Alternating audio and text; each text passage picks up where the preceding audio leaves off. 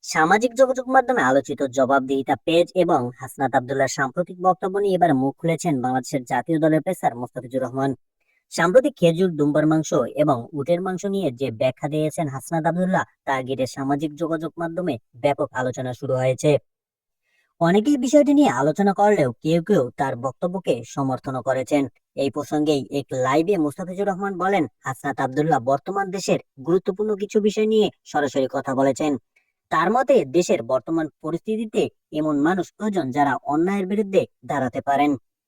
লাইভে মোস্তাফিজ আরো বলেন, হাসনাত আব্দুল্লাহ সত্যি সাহসিকতার সঙ্গে কথা বলেছেন। এমন একটি সময় এসেছে যখন তিনি শুধু নিজে সচেতন থাকার কথা বলছেন না, বরং অন্যদেরও সচেতন হতে বলছেন।